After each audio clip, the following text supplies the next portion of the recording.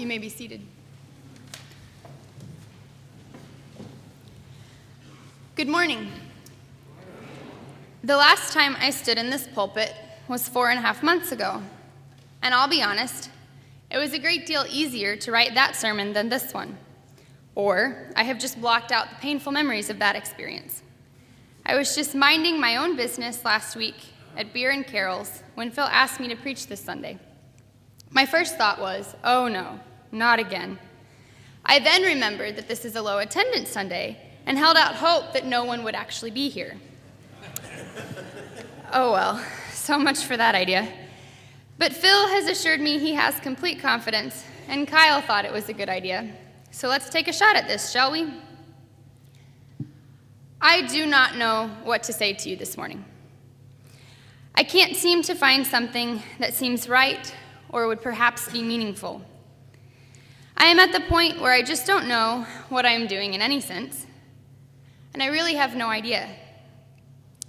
I am lost, and my sense of who I am and what my faith is has been thrown for a loop. Last semester, I went through a week trying to figure out what the gospel is. What is the good news exactly? I mean, we say it's Jesus Christ, but if I told you Jesus was good news, wouldn't you want to know how? How can a person be good news? And this is the very foundation of our faith. And I didn't reach an answer that week from the various answers given to me by my professors, and I'm still not sure I have one. My thoughts are in chaos for the most part, which leaves me infuriated and looking to the heavens going, what are you doing to me? So why am I even standing up here?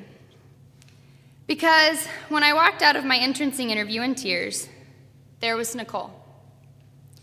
Nicole is farther along in the process than I am. She's getting ready for her internship. And she let me cry myself out, and then we talked while I was waiting for the committee's decision.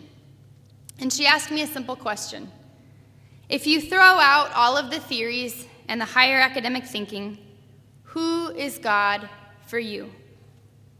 And I answered, almost immediately, without really thinking, God is my best friend and my parent. He is the one who will never leave me, no matter how much I might yell at him or push him away. God is everything.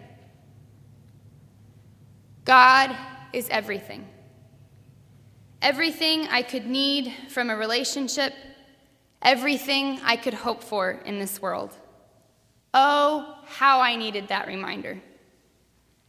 My understanding of who God is possible because of the Word made flesh. God did not stay apart from us.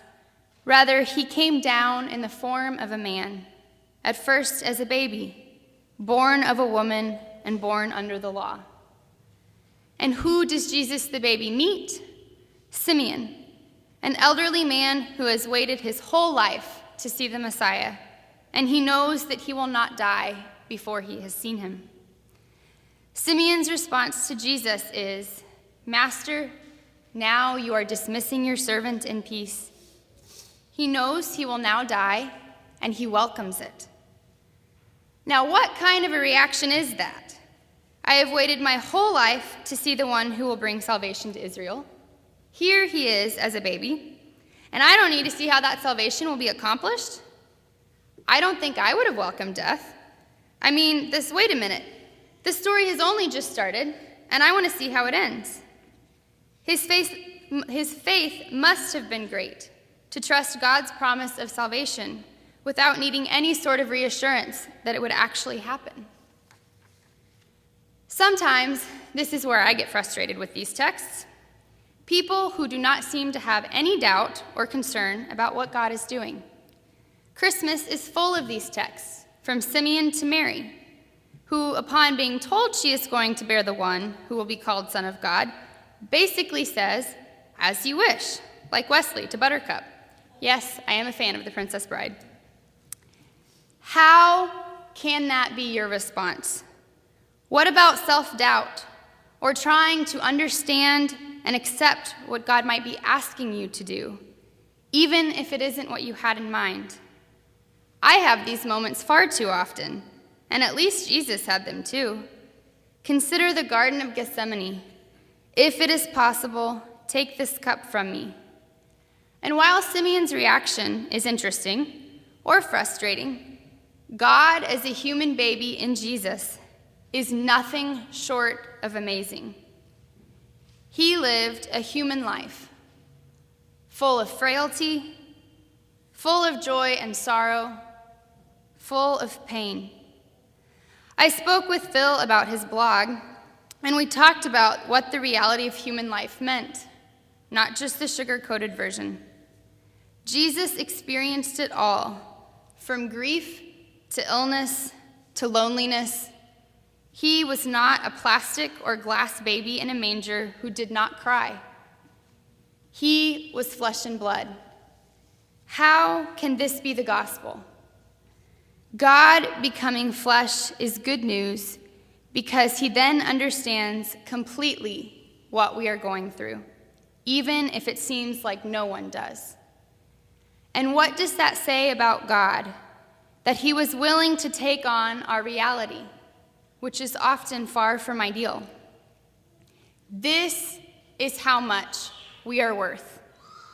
God in Jesus took on flesh so that we who are under the law and under the power of sin and death might be redeemed and set free. We are no longer slaves, but children who are heirs of this unconditional promise of love and redemption. God is not indifferent to us or our suffering. He took us into his family. We are invited to all of the family gatherings, no matter how much we misbehave or complain. He chose us and all of our failings so that we could cry, Abba and Father, as often as we want and need to, but also so that we could talk back, yelling at him if necessary.